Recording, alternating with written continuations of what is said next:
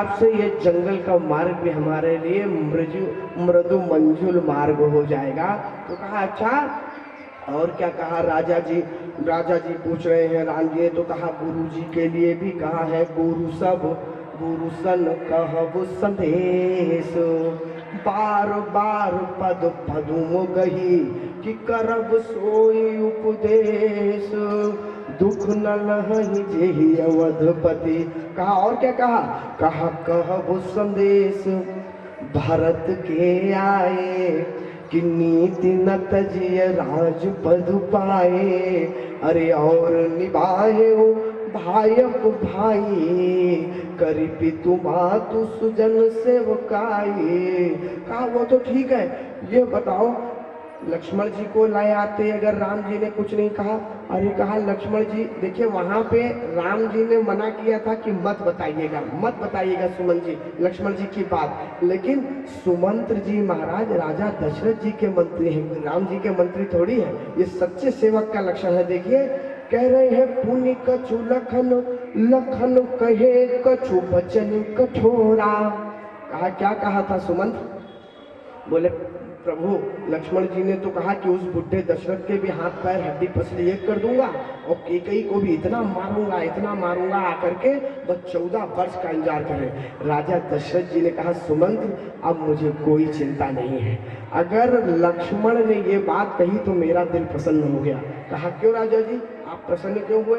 कहा अरे जो लक्ष्मण अपने राम के खिलाफ जाने पर अपने सगे पिता को भी नहीं छोड़ सकता है, तो इससे मुझे पूर्ण विश्वास है कि राम को कोई कष्ट इस जंगल में आने नहीं पाएगा। लक्ष्मण उसके साथ है। लखन कहे कछु बचन कठोरा और बरजी राम पुनि मोहि निहोरा, बार बार निज शपथ दिवाई कि कहब न तात लखन लरी खाई। लक्ष्मण जी को भी नहीं ला पाए तो सीता जी को ही ले आते। यही कहा था ना कि कुछ ना हो तो सीता जी को ले आना। तो कहा सीता जी भी नहीं आई तो देखिए झूठ बोल रहे हैं सुमन जी महाराज।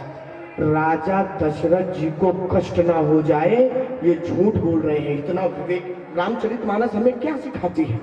देखिए ऐसा सत्य जो किसी को कष्ट दे रहा हो उस सत्य से करोड़ गुना अच्छा है वो झूठ जिससे व्यक्ति का धीरज। सत्यम ब्रूयात प्रियम ब्रूयात माँ ब्रूयात सत्यम प्रियम, माने परहित सरिस धर्म नहीं भाई है तो पर पीड़ा सम नहीं अधमाई भी है। आप किसी दूसरे को कष्ट देके पीड़ा देके और ये कहो कि मैं तो साफ साफ कह देता हूँ जो मेरे मन में आता है, जिससे जो समझना है समझ ले, तो ये कोई बात नहीं हुई, ये कोई तर्क नहीं हुआ आपका कि मैं मेरी मर्जी में जो आएगा मैं नहीं। फिर आपने रामचरितमानस का अनुकरण ढंग से नहीं किया। उन्होंने कहा कि सुमंत्र जी क्या माता सीता को तो ले आते? तो कहा मुझे तो लगता है प्रभु कि माता सीता आना चाहती थी जानकी जी, जबकि आना नहीं चाहती थे। वहां कितनी बहस की राम जी से कि प्रभा जाई कह भानु बिहाई और कह चंद्रिका चंदु तज जाई। कैसे जाऊंगी, कैसे आपके बिना रहूंगी? लेकिन सुमन जी क्या कह रहे हैं? कहा मुझे लगता था माता सीता आना चाहती थी। तुम्हें कैसे लगता था सुमन? कहा मैंने जब सबसे विनती की तो माता सीता से की तरफ जानकी जी की भी तरफ देख के कहा जानकी जी आप तो चलिए। तो जानकी जी का रुख लग रहा था कि चल दें। देखिए क्या लिखा सुमन जी क्या कह रहे हैं? कह रहे हैं करी प्रणाम कछु कहन लियो सिय भई शिथिल स्नेह। कुछ कहने वाली थी कह नहीं पाई, हालांकि कितना कहा था लेकिन मन रख रहे। देखिए राजा जी का कैसे कि नहीं कह पाई जान। यही मर्यादा है हमारे यहाँ की, यही सनातन धर्म संस्कृति हमको सिखाती। क्या बोले करी प्रणाम कछु कहन लिया सिय भई शिथिल स्नेह और थकी तो बचन लोचन सजल पुलक पल्लवित गे।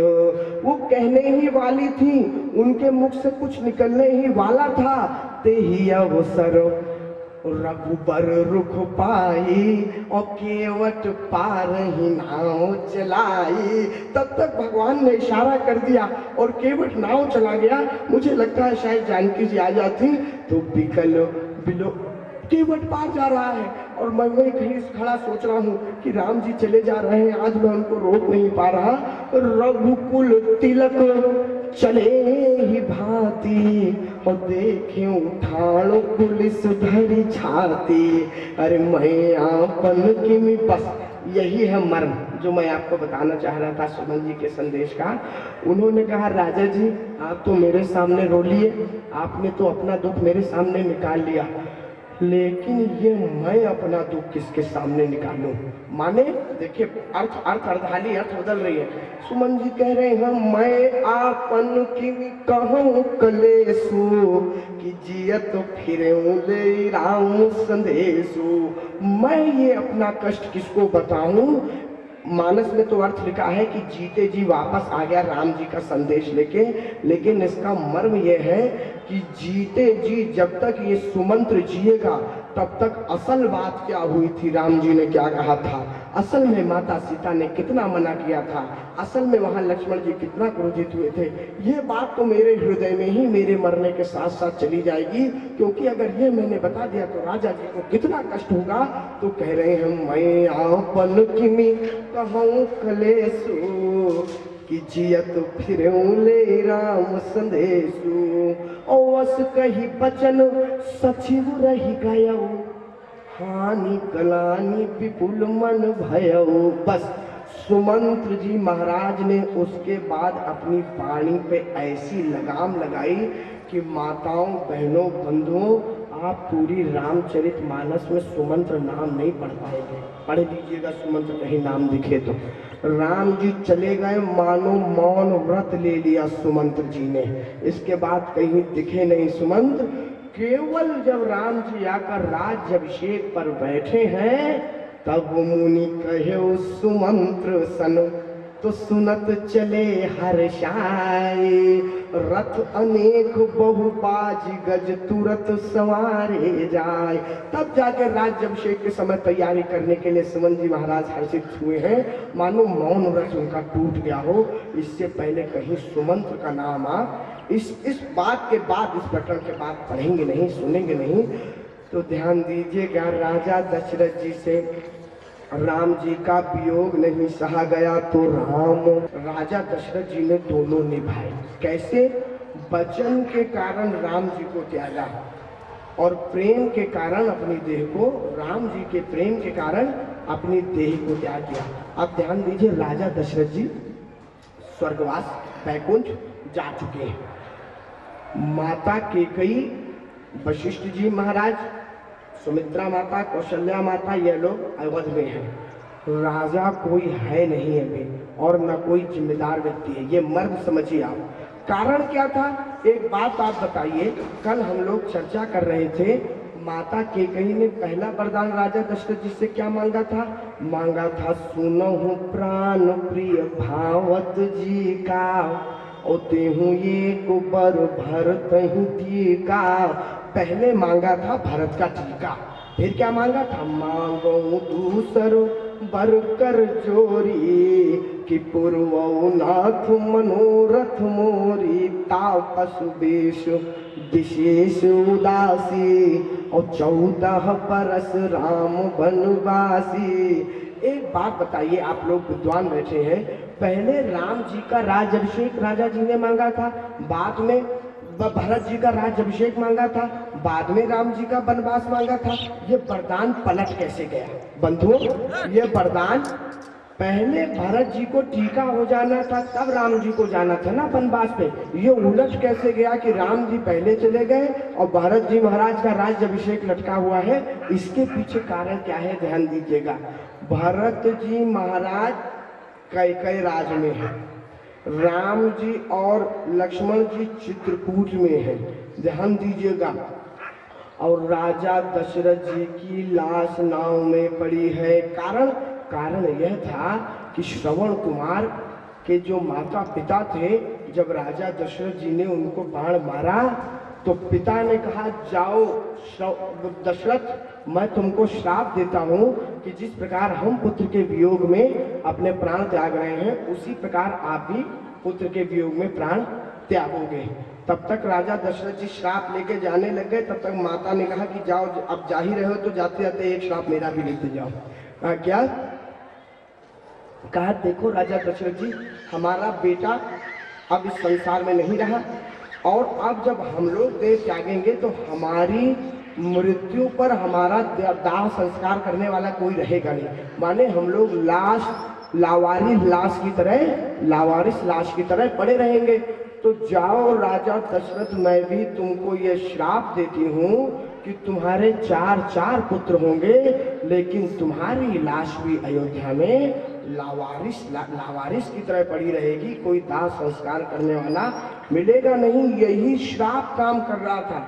ध्यान दीजिएगा, जब राम जी वनवास के लिए जाने लग गए तो राजा दशरथ जी ने पकड़ा और कहा, राम तुम तो कहते थे सुनहु राम तुम कहूँ कहीं कि राम चराचर नायक अहीं, करई जो कर्म पाव फल सोई, निगम नीति यस कह सब कोई, लेकिन और करे अपराध को और पाव फल भोग, अति विचित्र भगवंत गति को जग जाने जो। अरे राम, अपराध यहाँ कोई और कर रहा है, फल कोई और पा रहा है। राम जी ने कहा इसका शास्त्रार्थ करने का समय मेरे पास नहीं है, समय आने पर आपको पता पड़ जाएगा।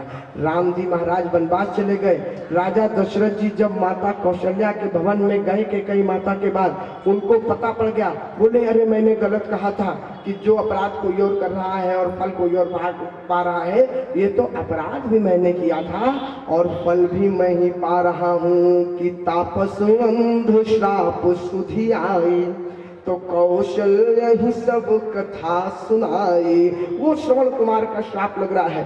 ध्यान दीजिएगा, राजा जी की एक और कारण था। अवध में केवल माता सरस्वती का ही एक काम नहीं था जो मंथरा के ऊपर बुद्धि फिरा दी थी, दूसरा शनि की 7.5 भी लगी हुई थी अवध में। ध्यान दीजिएगा, भरत जी महाराज राजा दशरथ जी की लाश नाव में तेल भर के डुबो के रखी हुई है। ना भरत जी हैं, ना राम जी हैं, ना कोई जिम्मेदार व्यक्ति है, गुरु वशिष्ठ वहां पे अकेले हैं। तो क्या होता है, गोस्वामी जी लिख रहे हैं कि तेल नाम भरी नृप तनु राखा, तो दूत बोलाई बहुरियस भाखा, कि जावहु बेगी भरत पही जाओ, और नृप सुधि कतहु कहूँ नहीं काहो। राजा की मृत्यु के बारे में नहीं बताएगा। देखिए कितनी व्यवहारिक बात है। आप लोग एक बात बताइए, भगवान ना करे कि हमारे किसी के यहाँ कुछ अनर्थ हो जाए और हमारे यहाँ का जिम्मेदार व्यक्ति, हमारा बेटा या कोई भाई बाहर शहर में रहता हो, तो क्या हम लोग फोन पे ही बता देते हैं क्या कि यह हादसा हो गया है? नहीं, फोन पे कहते हैं कि कुछ अभी स्थिति ठीक नहीं है, आ जाओ। कारण कि अगर उनको यह पता पड़ जाएगा कि ऐसा हादसा हो गया है तो रास्ते में आते में खुद ही कहीं एक्सीडेंट होकर के एक दूसरा रास्ता ना हो जाए, व्यक्ति विकल होकर के माइंड अपसेट हो जाता है। तो उसने कहा ये न बताना कि राजा जी नहीं रहे, और दूसरा कारण दूसरे राजाओं को मौका ना मिल जाए कि राजा अयोध्या का जो सिंहासन है वो खाली है। तो कह रहे हैं नृप सुधि कतहु कहूँ नहीं काहो, केवल इतना कहे भरत सन जाई, कि गुरु बुलाई पठये दो भाई। केवल गुरु जी ने बुलाया है, इसलिए भरत के पास जाओ। इधर तो राजा दशरथ जी की मृत्यु के बाद वशिष्ठ जी महाराज ने भेजा, और उधर केकई राज में क्या हो रहा है, गोस्वामी जी लिखते हैं कि अनरथ अवध आरंभे जब ते, तो कुसगुन हो भारत कहूँ तब दे, और देखही रात भयानक सपना, जाग कर कटु कोटि कल्पना, विप्र जवाई दे बहुताना, और शिव अभिषेक करही विधि नाना। ध्यान दीजिएगा, राजा दशरथ जी तो गए वहां, भरत जी महाराज ब्राह्मणों को भोजन करा रहे हैं और रुद्राभिषेक कर रहे हैं। ध्यान दीजिएगा, क्यों? किसी ने पूछा कि भाई भरत जी महाराज ने रुद्राभिषेक भी कराया, भरत जी महाराज ने ब्राह्मणों को भोजन भी कराया, क्या फायदा हो गया? क्या फायदा हो गया? राजा दशरथ जी तो नहीं रहे, ऐसे पूजा पाठ का क्या अर्थ है? ध्यान दीजिएगा माताओं, बंधुओं केवल एक कारण नहीं था अयोध्या जी के ऊपर जो मैं आपसे कह रहा हूँ। मंथरा के 3 जन्म का बदला नंबर 1, दूसरा सरस्वती माता देवताओं का कार्य नंबर 2, और तीसरा अवध में 7.5 भी लगी थी। सजी प्रतीति बहुविधि गढ़ी छोली और अवध 7.5 तब बोल। 7.5 लगी थी शनि की। यह भी कारण था कि तीनों बेटे अलग अलग। एक बार शनि देव पहुंचे, पता पड़ा भगवान शंकर को कि मेरे यहाँ शनि देव मिलने आ रहे हैं। ध्यान दीजिएगा, ये शनि का भी प्रकोप होता है जो दिख रहा है। तो जब शनि देव पहुंचे वहां पे तो भगवान शंकर ने देख लिया शनि देव आ रहे हैं, तो सोचा ये शनि जब भी आता है तो बहुत दुर्गति करवाता है लोगों की। तो सोचा भगवान शंकर ने, हमको तो पहले से मालूम पड़ ही गया है, थोड़ा ऊपर बढ़ा होगा खींच रही, हमको तो मालूम पड़ ही गया है कि ये शनि आ गया है। तो देखो अब ठीक हुई ना, इसलिए ध्यान रखो, मैं नहीं कहूँगा ये बात, तो ध्यान दीजिए। तो शनिदेव पहुंचे, भगवान शंकर को पता पड़ा, तो भगवान शंकर ने कहा कि चलो शनि आ रहा है तो कोई बात नहीं, ये बहुत दुर्गति करता है। तो माता पार्वती से कहा कि एक काम करो, शनि आ रहा है, आप नैहर चले जाओ, हिमाचल महाराज के पास चले जाओ, जब तक ये शनि टिका हुआ है जाओ। और उधर से नंदी को कहा नंदी आप भी जाके वन में चलो, शनि को मत दिखना। और जाके खुद तपस्या लगा के बैठ गए राम नाम जपने। अब 7.5 साल बीते तो शनिदेव जब जाने लग गए तो प्रभु महादेव के पास आए, बोले प्रभु अब आज्ञा दीजिए, मैं वापस जा रहा हूँ। तो भगवान शंकर ने कहा जा रहे हो तो शनिदेव इधर आओ, ठहरो, जरा एक बात बताओ, आप जाते हो लोगों के यहाँ और लोगों के यहाँ जाके इतनी दुर्गति करते हो और हमारा क्या बिगाड़ लिए? देखो 7.5 साल रहे, हमारा तो तुम कुछ न कर पाए, बड़ी नाम आपका चलता है। तो शनिदेव ने कहा देखिए प्रभु, दरअसल बात ऐसी है कि आप 3 लोग तो जनकुल परिवार में थे, पार्वती माता, आप और नंदी, और तीनों को अलग अलग 3 स्थान पर मैं भेज दिया हूँ, तीनों को अलग कर दिया हूँ। यही करता हूँ मैं, यही काम है, कोई प्राण तो ले नहीं लूंगा, माने दुर्गति करता हूँ, चिंतित कर देता हूँ, लोगों को परेशान कर देता हूँ। यही 7.5 है कि चित्रकूट में राम जी और लक्ष्मण जी हैं और भरत जी महाराज वहाँ कई राज में है। लेकिन ध्यान दीजिए, एक बात बता दूं, जो योग था, जो ग्रह अयोध्या में लगा था, उससे तो सर्वस्व अयोध्या का नाश हो जाना था। ये सारी बलाएं केवल राजा दशरथ जी की मृत्यु पे आके रुक गई है। ये कारण केवल इसका एक था, क्या? बोले विप्र जिवाई देहि बहु दाना। भरत जी महाराज ब्राह्मणों को भोजन करवा रहे हैं, विशाल भीड़ लगी है ब्राह्मणों की, कोई भोजन कर रहा है, कोई वस्त्र दान में ले रहा है। तब तक दोनों धावन पहुंचे वहां पे। तो जब धावन पहुंचे तो ढूंढ रहे हैं भरत जी कहाँ हैं। अब इतनी भीड़ में तो दिखेंगे नहीं भरत जी, कहाँ गए, इधर उधर देख रहे हैं। तब तक एक रथ दिखा और रथ पे देखा तो नंबर प्लेट अयोध्या की लगी हुई थी, माने आरटीओ। तो अब समझ गए ये अयोध्या की नंबर प्लेट है, यानी यहीं कहीं भरत जी महाराज होंगे। तो इधर उधर देखा, तब तक मंदिर के अंदर से आवाज आना प्रारंभ हुई कि ओम नमस्ते रुद्रमन्यव उतोदयिखवे नमः, ओम बाहुभ्याम मुक्ते नमः, ओम जाते रुद्र शिवा तनूर घोरा पापकाशिनी। रुद्राष्टाध्याय का पाठ कर रहे हैं भरत जी महाराज, भगवान शंकर पर जलाभिषेक कर रहे हैं रुद्राभिषेक के साथ। तो विप्र जिवाई देहि बहु दाना, और शिव अभिषेक करहि विधि नाना। तो मांगहि हृदय महेश मनाई, कुशल मातु पितु परिजन भाई। एहि विधि सोचत भरत मन, और धावन पहुँचे आए। धावन आए और क्या कहा कान में? केवल इतना कहा कि गुरु जी ने बुलाया है। ध्यान दीजिएगा, इसके अलावा कोई दूसरी बात की नहीं, गुरु जी ने बुलाया है। और इतना सुना कि रुद्राभिषेक वहीं समाप्त कर दिया। भगवान श्री गणेश को प्रणाम करते हुए निकल गए, केवल गुरु राजा गरियसी। ध्यान दीजिए, गुरु जी के केवल आदेश पर। ये है गुरु के प्रति निष्ठा भरत जी की। देखिए, और दूसरी तरफ देखिए काकभुशुंडी, बोल रहे हैं एक बार हर मंदिर जपत रहे शिव नाम, और गुरु आए अभिमानो ते उठ नहीं कीन्हु प्रणाम। का कुशुंडी जी महाराज भगवान शंकर का मंत्र जप रहे हैं, नाम जप रहे हैं, स्वयं वो गुरु आए जो भगवान से मिलाने के लिए, साक्षात्कार करवाने के लिए माध्यम है, तो नहीं उठे अभिमान में। तो उनकी क्या दुर्गति हुई वो हम लोग चर्चा करेंगे आगे, ध्यान दीजिएगा। भरत जी महाराज केवल गुरु अनुशासन श्रवण सुन चले गणेश मनाए, तो चले समीर बेग है। अब जैसे ही बाहर निकले देखा तो ड्राइवर गया था कहीं चाय नाश्ता भोजन करने।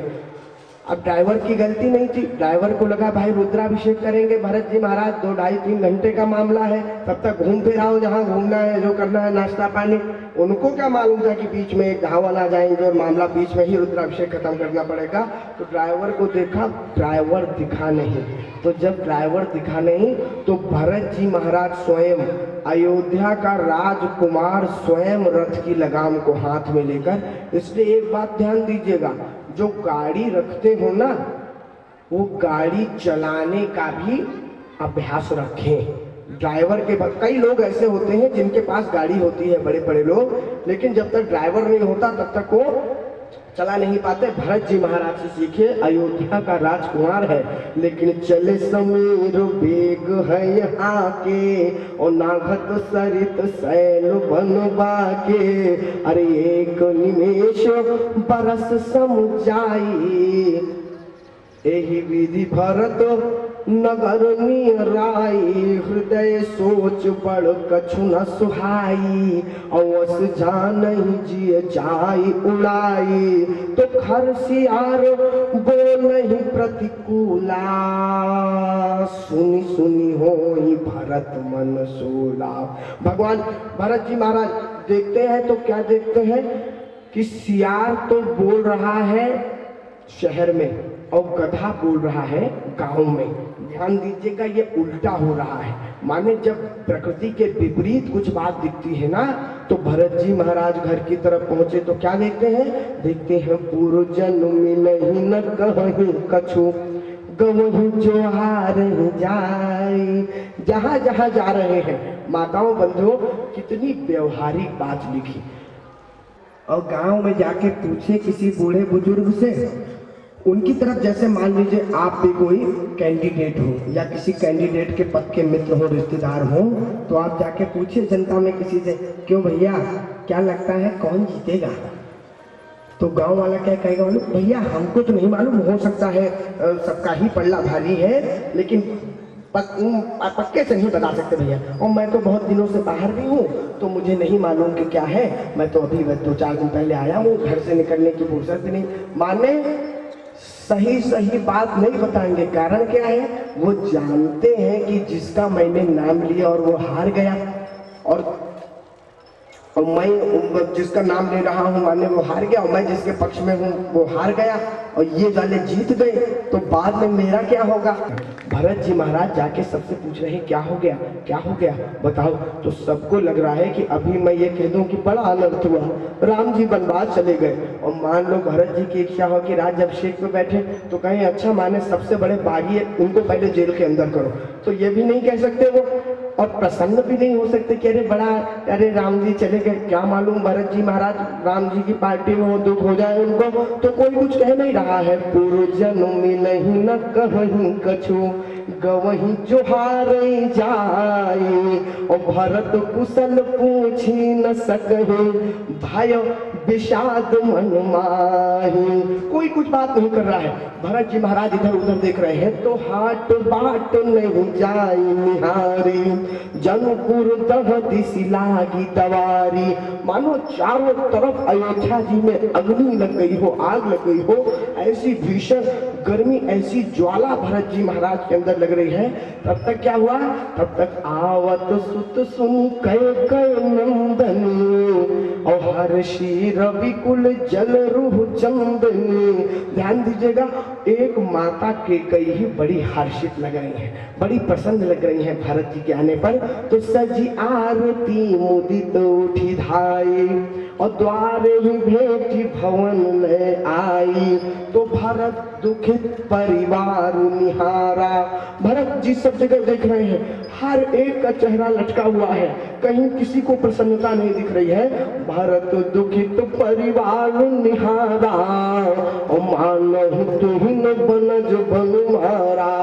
तो भरत जी कहते हैं माता आप तो आ गई, लेकिन कोई और माता नहीं दिख रही। माता कौशल्या कहाँ है, माता सुमित्रा कहाँ है, भैया कहाँ है राम, लक्ष्मण जी नजर नहीं आ रहे, जानकी माता नहीं दिख रही। कह रहे हैं कहाँ सिय राम कहाँ प्रिय भ्राता, कहो कहाँ तात कहाँ सब माता। कोई दिख नहीं रहा है माता, सब लोग गए कहाँ।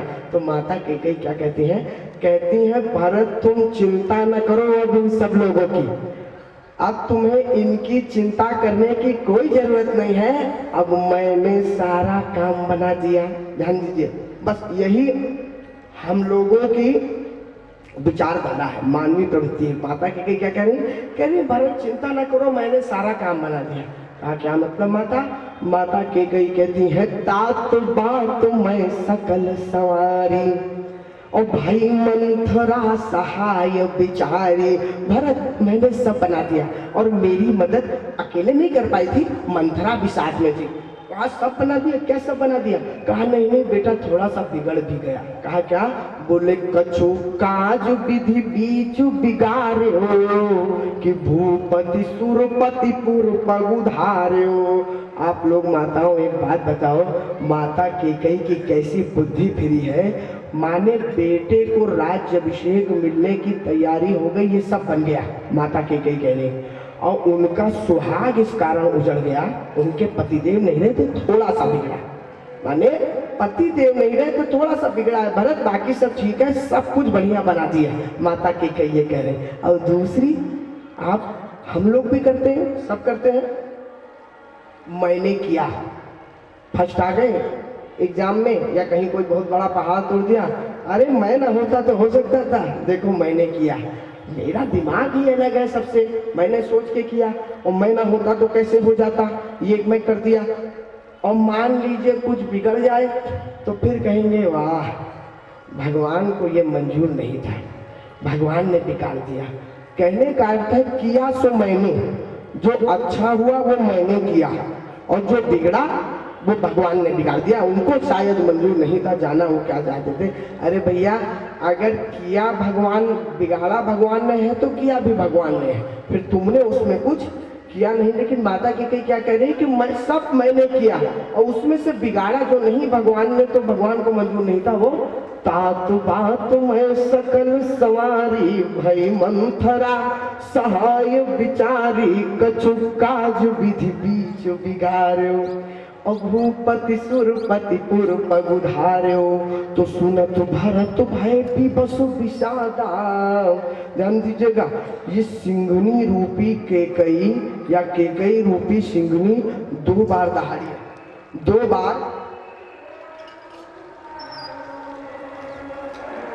बार ये हाथी के ऊपर दहाड़ी है।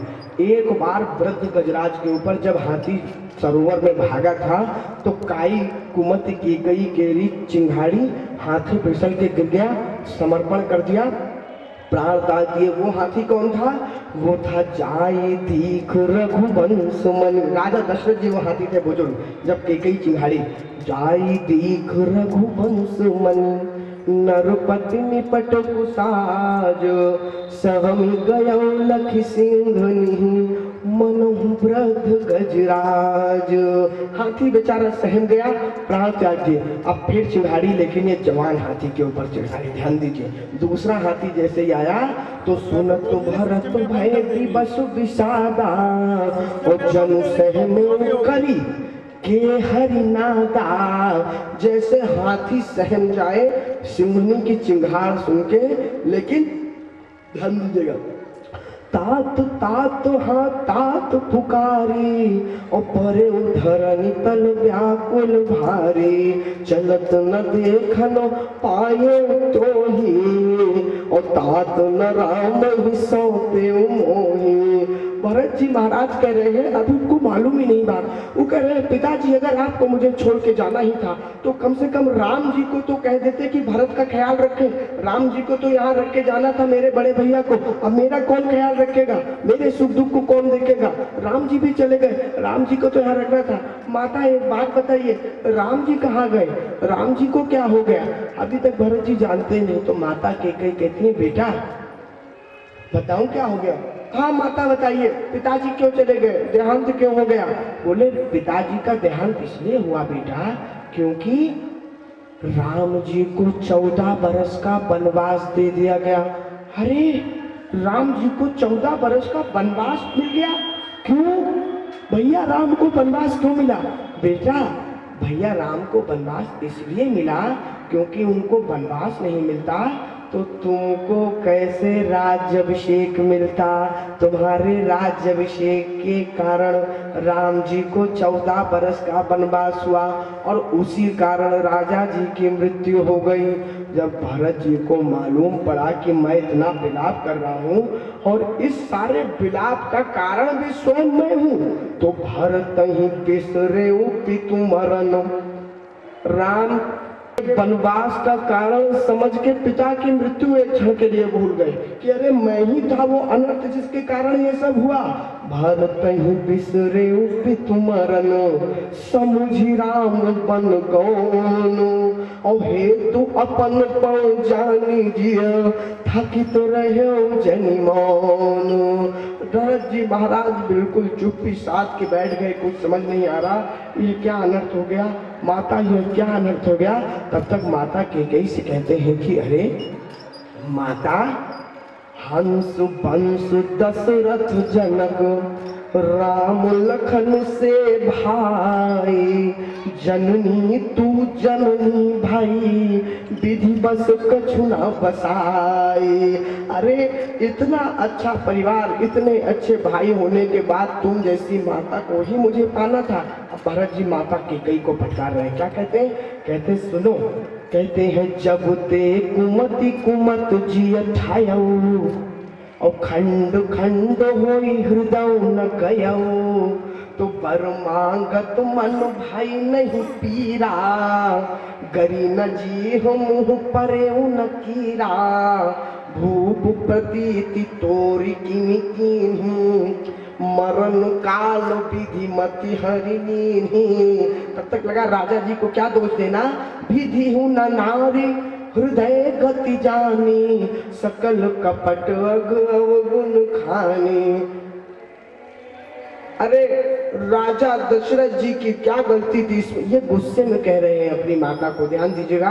कह रहे हैं अस को जीव जंतु जग माही जेहि रघुनाथ प्राण प्रिय नाही तो भे अति अहित राम देव तो ही। माताओं ध्यान दीजिएगा, दरअसल भरत जी महाराज माता कैकेयी को डांट ही नहीं रहे, ध्यान दीजिए, अर्धाली अर्थ बदल रही। भरत जी महाराज कह रहे हैं जब हम लोग जैसे किसी के ऊपर प्रेत आ जाता है ना, माता कैकेयी के ऊपर भी सरस्वती माता बैठी थी, कोई उनका दिमाग थोड़ी चल रहा था। तो आप लोगों ने उन लोगों को देखा है जिनके ऊपर प्रेत आ जाता है तो ओझा बुलाया जाता है और ओझा क्या करता है, झाड़ू लेकर कहता बता कौन है, कहाँ से आया है, क्या चाहता है, कौन है तू, यूं यूं करता है ना। तो देखिए भरत जी भी कह रहे हैं बता क्यों किया तूने ऐसा, कौन है तू, क्या चाहता है। बोले भय अति अहित राम ते तो ही तो को तू हसी, कौन है बता, क्या चाहती है तू, कहाँ से आई है। सत्य कहूँ मोही, तो जैसे ही 4 बार मारी झाड़ू तो सरस्वती माता निकल के भागी दिमाग से कि अब मार पड़ने वाली है। और जैसे ही माता भागी, ध्यान दीजिएगा माताओं, वो दिन और आज का दिन माता कैकेयी ने उसके बाद राम जी के खिलाफ कुछ बोला ही नहीं। पूरे जीवन भर केवल पुण्य पुण्य भेटत ही कैकेयी, मन कर क्षोभ न जाए, हाय ये मुझसे क्या हो गया, ये मुझसे कैसा अनर्थ हो गया, क्या ये मैंने किया। उसके बाद जीवन भर माता कैकेयी केवल कलंक और पछतावा लेकर जीती रही। बोले को तू अहसी सत्य कहूँ मोही। भरत जी महाराज ने कहा वाह माता, बहुत बढ़िया किया, तुम जैसी दानी माता तो इस संसार में कोई दूसरी हो ही नहीं सकती। कहा क्या? कहा माता आपने तो ऐसा दान का रिकॉर्ड तोड़ा है कि दानवीर सूर्यकर्ण भी आज आपके सामने छोटी हो गई। माता के कई सुन रही हैं। भरत जी कहते हैं आपने किन किन को दान दिया जानते हैं? बोले हाँ। बोले सबसे पहले लखन राम सीता बन दीन्हा। राम जी, लक्ष्मण जी और माता सीता को तो वनवास दान में दे दिया। वाह, सारा जंगल उसके हाथ में, उनके हाथ में कर दिया। लखन राम सीता बन दीन्हा। और पिताजी को तो बैकुंठ में सीट कंफर्म करा दी, वहां पे दान दे दिया। लखन राम सीता बन दीन्हा और पठाई अमरपुर पति हित कीन्हा। और प्रजा को तो डबल दान दिया, एक नहीं। दीन ही प्रजहि शोक संतापु। सारी अयोध्या की प्रजा को शोक और संताप दान में दे दिया। वाह मेरी दानी माता। और बोले मुझे भी क्या दान दिया है? मोहि दीन सुख सुजसु सुराजू तो कीन कई सब कर काजू। सारे समस्या, सारी जनता का, सारी प्रजा का, सारे परिवार का कार्य आज के कई माता आपने कर दिया, लेकिन देने के बदले खुद क्या दिया? वाह, आपसे बड़ा त्यागी कौन होगा? खुद लिया लीन विधवापन जस आपू। अपने लिए केवल विधवापन और अपयश हाथ रखा, बाकी सबका काम कर दिया। अब तब तक एक आया, बोला देखो भरत जी इधर आओ, अब यहाँ बातों में ना लगो, बाहर क्या हो रहा है समाज में, चलो आपको बताऊं कि आपके बारे में क्या बात चल रही है। तो भरत जी महाराज खिड़की से बाहर जाके तो देखते हैं तो सारे समाज वाले बात कर रहे हैं। क्या बात करते हैं ध्यान दीजिए। एक कहता है भैया ये राजा तो बहुत बड़ा पागल निकला, इसके बस की बात नहीं थी। एक कहीं भल भूप न कीन्हा और पर विचार नहीं कुमति ही दीन्हा। जो दुख भयो सकल जग भाजनु और अबोला विबस ज्ञान गुण गाजनु। माने नारी के बस में आकर के इस बुढ़ापे में सठिया गए थे राजा जी, तो जाके ऐसा वरदान दे दिए। कैसा राजा था, अच्छा नहीं किया उसने। तब तक बगल में दूसरा समाज वाला, ये समाज के वो लोग हैं, ध्यान दीजिएगा, जो समाज में कोई भी बात जिम्मेदारी से नहीं कहते। इस समाज का दर्शन दिखाया है रामचरितमानस। कुछ लोग मिलते हैं ना, कहते हैं अरे भैया कोई कह रहा था, हमने कहीं से सुना था कि आप ने कहीं एक बार मार भी खाई थी, तो आप कहेंगे किसने कहा था, बताओ कौन कह रहा था। तो ये कभी नहीं बताएंगे वो कि कौन कह रहा था, नाम नहीं बताएंगे किसी का, कहेंगे हाँ हमने सुना था कहीं से कोई कह रहा था। माने किसी बात की जिम्मेदारी नहीं लेते, केवल लांछन लगाने में आगे रहते हैं। ये समाज के वो लोग हैं, वो तबका है। कह रहे हैं जो जग भयो सकल दुख बाजनु और बोला विबस ज्ञान गुण गाजनु। तब तक दूसरा बगल में कहता है नहीं ऐसा नहीं कहते। एक धर्म परमिति पहचाने, धर्मशास्त्र के विद्वान पंडित बगल में बैठे थे। नृपहि दोष नहीं दे सयाने। राजा जी ने जो भी किया है वो राजा जी हैं, उनको दोष देना ठीक नहीं है। तब तक तीसरा बगल में बैठा था पॉलिटिशियन, राजनीतिक। तो राजनीतिक क्या कहते हैं, कुछ भी हो जाए तो कहते हैं इसमें हो ना हो अपोजिशन का हाथ है, हो ना हो विरोधी पार्टी का हाथ है। मैं जानता हूँ इसमें उस अपोजिशन की चाल है। तो वो पॉलिटिक्स राजनीतिज्ञ बोलते हैं, बोले एक भारत कर सम्मत कहीं। मैं जानता हूँ असली मामला क्या है, भरत जी की सब चाल है, उन्होंने ही सब किया है। देखिए ये है समाज का दर्शन, जानते नहीं है ना। एक भरत कर सम्मत कहीं तो एक उदास भाई सुनी रही। कानून गरी रद गही जी हाँ और एक कहीं यह बात उली हाँ। ये झूठ होगा, ऐसा हो नहीं सकता जो आप कह रहे हैं कि भरत जी का हाथ है। अरे चंदु चवै बरुअन लोकनो सुधा होई विष तोल, लेकिन सपने हूँ कबहु न करहि कछु भरत राम प्रतिकूल। चाहे चंद्रमा अग्नि बरसाने लग जाए, चाहे अमृत मारने का काम करने लग जाए, लेकिन राम जी के खिलाफ भरत जी महाराज कभी कुछ नहीं कहते। तो सही न जाई रसना काहू की, कहे जाई जोई बूझे। कविता गीतावली अयोध्या कांड। दीन बंधु कारुण्य सिंधु बिनु, को जिय कहे गति बूझे, तो को जिय कहे रघुबर बिनु बूझा। भरत जी महाराज सोच रहे हैं आज प्रभु के अलावा तो मेरे हृदय की बात, ये पीड़ा कोई समझ ही नहीं सकता। सोचा देखो इन लोगों को भरोसा दिलाने गया तो जीवन भर दिलाता रह जाऊंगा, ये लोग कभी मेरी बात से संतुष्ट होने वाले नहीं हैं। भरत जी महाराज के मन में आया कि एक ऐसा व्यक्ति है, केवल अगर वो ये बात मान जाए कि भरत का इसमें दोष नहीं है, तो बस मैं अपने आप को बाइज्जत भरी मानूंगा। दूसरा कोई मेरे बारे में कुछ भी समझे, मुझे उससे कुछ नहीं लेना। तुम माता कौशल्या के पास। भरत जी महाराज पहुंचे। भरत जी ने कहा माँ, आप तो इस बात का यकीन करती हो ना कि इस सारे कांड में, इस सारे कार्यक्रम में मेरा कोई हाथ नहीं है, मैंने राम जी को नहीं भेजा। माँ एक बात बताओ, राम जी कैसे गए, क्यों चले गए? आप लोग नहीं देखे क्या हुआ था? क्या प्रसन्नता से चले गए? किसी ने रोका? माता कौशल्या कहती है बेटा भरत क्या बताऊं, पितु आयसु भूषणो बसनो तात तजे रघुवीर।